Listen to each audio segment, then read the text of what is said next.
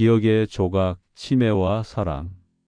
내가 오늘 하려는 이야기는 참 어디서부터 시작해야 할지 모르겠네.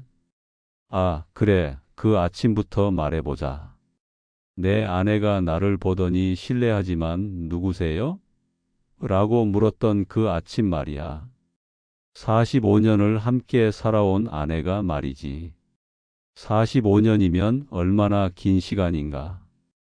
자네들이 태어나기도 전부터 우리는 함께였는데 그 사람이 내 얼굴을 보고 낯선 사람을 대하듯 물었다네. 실례하지만 누구세요? 그 순간 내 가슴이 얼마나 무너져 내렸는지 모를 거야. 하지만 더 놀라운 건 내가 그 질문에 대답을 못했다는 거지. 나도 모르게 저는 하고 더듬거렸다네. 45년 동안 매일 아침 여보라고 불렀던 사람에게 내가 누구인지 설명해야 한다니. 의사는 알츠하이머라고 했어. 초기라고 아직 희망이 있다고 했지만 나는 그날부터 매일매일 아내를 잃어가고 있었다네. 아니, 정확히 말하면 아내가 나를, 우리를, 우리의 모든 것을 잃어가고 있었어. 처음엔 작은 것들부터였지. 가스를 끄는 걸 깜빡한다든지, 방금 전에 한 말을 또 한다든지. 그런 건 나이 들면 누구나 그러는 거 아닌가 싶어서 대수롭지 않게 생각했어. 여보, 건망증이 좀 심해졌네 하고 웃어넘겼지. 그런데 어느 날 밤 새벽 2시쯤 되었을까? 잠에서 깨어보니 옆자리가 비어 있더라고. 아내를 찾으러 집안을 돌아다니는데 거실에서 옷을 차려입고 있는 거야. 어디 가시려고요? 하고 물으니까 집에 가야 해요 라고 하더라고. 집에 가야 한다고. 우리 집에서 45년 동안 살아온 이 집에서 말이야. 여보, 여기가 우리 집이에요 라고 말해도 고개를 젓더라고. 아니에요. 우리 집은 따로 있어요. 엄마가 기다리고 계셔요. 아내의 어머니는 이미 15년 전에 돌아가셨는데 말이지. 그때부터 정말 무서워졌어. 병이 아내의 기억을 하나씩 지워가고 있다는 걸 실감했거든.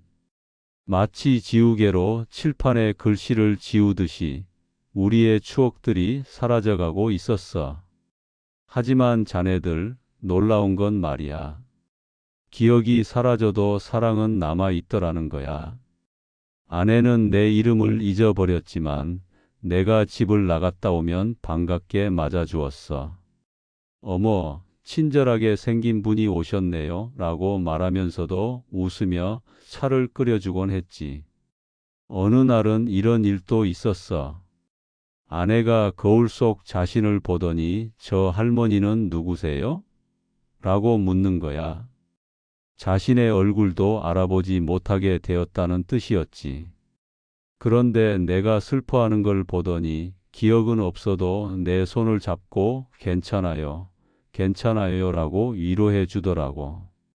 참 이상하지 않나? 자신이 누구인지도 모르는 상황에서 슬퍼하는 사람을 위로한다는 게 말이야. 그때 깨달았어. 사랑이라는 게 기억 속에만 있는 게 아니구나. 마음 깊은 곳, 벽마저도 건드릴 수 없는 그곳에 있구나. 시간이 지나면서 아내는 점점 더 많은 걸 잃어갔어. 말을 하는 것도 어려워졌고 혼자서 할 수 있는 일들도 줄어들었지. 나는 간병인이 되어야 했고 남편이면서 동시에 아내의 아버지나 어머니가 되어야 했어. 가장 힘들었던 건 아내가 나를 무서워하기 시작했을 때였어. 어느 날부터인가 내가 다가가면 싫어요. 오지 마세요 라고 하며 피하기 시작했거든. 45년 동안 함께한 사람이 내가 해코지라도 할 사람인 것처럼 말이야. 그날 밤 나는 정말 많이 울었어. 아니, 울음이 아니라 부르짖음이었지. 왜 하필 우리에게 이런 일이? 라고 하늘을 원망했어. 착하게만 살아온 아내가 평생 남한테 해코지 한 번 안 해본 그 사람이 왜 이런 고통을 당해야 하는지 이해할 수 없었거든. 하지만 자네들, 그 다음 날 아침에 기적 같은 일이 일어났어. 아내가 잠에서 깨더니 내 손을 잡고 고마워요라고 하는 거야. 무엇에 대한 고마움인지는 모르지만 그 말 한마디가 나에게는 세상 모든 위로가 되었어.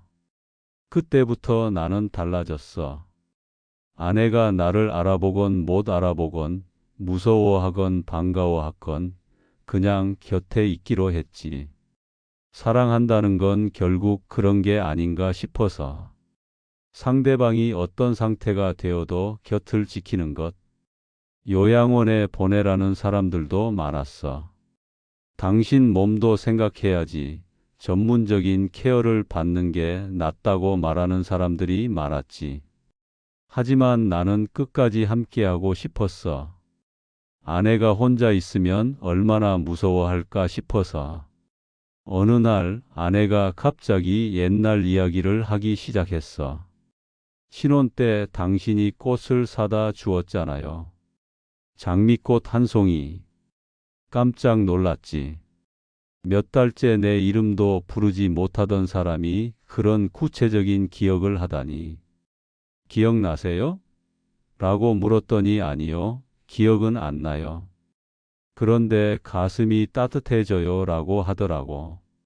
그 순간 알았어. 기억은 사라져도 느낌은 남는구나. 사랑받았던 그 느낌은 병도 가져갈 수 없구나. 그 이후로 나는 매일 아내에게 꽃을 사다 주었어. 장미꽃 한 송이씩. 아내는 매번 처음 받는 것처럼 기뻐했고 나는 매번 처음 주는 것처럼 설렜어.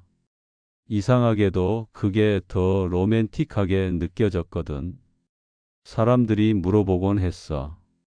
힘들지 않으세요? 언제까지 그렇게 하실 거예요? 솔직히 말하면 힘들었어. 육체적으로도 정신적으로도.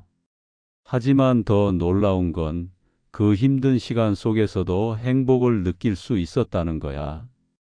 아내가 내 얼굴을 만지며 참 친절하게 생기셨네요 라고 할 때 마치 우리가 처음 만났던 그날처럼 설레었어. 병원에서 처음 마주쳤던 그 순간 아내가 수줍게 웃으며 인사하던 그때처럼 말이야. 어떤 날은 아내가 갑자기 노래를 부르기 시작했어. 우리 결혼식 때 불렀던 그 노래를. 가사는 엉망이었지만 멜로디는 정확했어.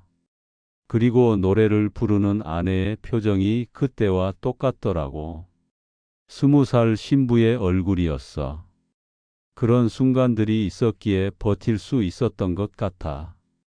비록 아내는 과거를 기억하지 못했지만 나는 우리의 모든 순간을 기억하고 있었거든. 아내가 잊어버린 만큼 내가 더 생생하게 기억했어. 마지막 몇 달은 참 힘들었어. 아내가 말을 거의 하지 못하게 되었거든. 하지만 손은 여전히 따뜻했고 가끔 내 손을 꼭 쥐어주곤 했어. 아무 말 없이도 서로의 존재를 느낄 수 있었지. 아내가 떠나던 날 아침, 마지막으로 눈을 떴을 때 나를 바라보더라고. 그 눈빛에서 뭔가 다른 걸 느꼈어. 마치 모든 걸 다시 기억해낸 것 같은 눈빛이었어. 그리고 아주 작은 목소리로 고마웠어요 라고 했지. 그게 아내가 내게 한 마지막 말이었어. 고마웠어요. 장례식 날 많은 사람들이 와서 위로해 주었어. 이제 편히 쉬실 수 있겠네요. 정말 고생 많으셨습니다 라고 말해주는 사람들이 많았지. 하지만 이상하게도 나는 후회가 없었어. 슬프긴 했지만 후회는 없었다고. 왜냐하면 나는 끝까지 사랑할 수 있었거든. 아내가 나를 잊어버려도 나 자신도 잊어버려도 우리의 사랑만은 끝까지 지킬 수 있었어. 그게 내가 할 수 있는 최선이었고 아내에게 줄 수 있는 마지막 선물이었지. 지금도 가끔 아내가 보고 싶어서 우리가 함께 살던 집에 가곤 해. 그곳에서 혼자 차를 마시며 예전 이야기를 떠올려 보지. 아내는 기억하지 못했지만 나는 모든 걸 기억하고 있으니까. 자네들에게 하고 싶은 말이 있다면, 사랑하는 사람이 있다면 오늘 당장 사랑한다고 말해주게.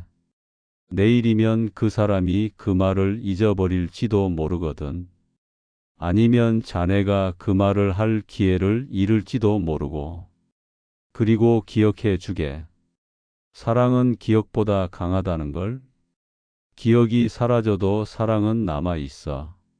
마음 깊은 곳, 그 어떤 병도 건드릴 수 없는 그곳에 말이야. 내 아내는 마지막 순간까지 사랑받는 사람이었어. 비록 그 사실을 기억하지는 못했지만 분명히 느끼고 있었을 거야. 그리고 나 또한 끝까지 사랑하는 사람이었고, 그것만으로도 충분하지 않을까? 우리의 사랑 이야기는 그렇게 끝이 났지만 사실 끝이 아니야. 내가 살아있는 한 우리의 사랑은 계속될 테니까. 내 기억 속에서, 내 마음 속에서 말이야. 자네들도 언젠가는 이해하게 될 거야. 진정한 사랑이 무엇인지. 그건 좋을 때만 하는 게 아니라 가장 어려울 때도 포기하지 않는 것이라는 걸. 상대방이 자신을 알아보지 못해도 자신도 누군지 모르게 되어도 그래도 곁을 지키는 것이라는 걸. 내 이야기가 너무 슬펐나? 아니야, 슬픈 이야기가 아니야. 이건 사랑 이야기거든. 세상에서 가장 아름다운 사랑 이야기 중 하나라고 나는 믿어.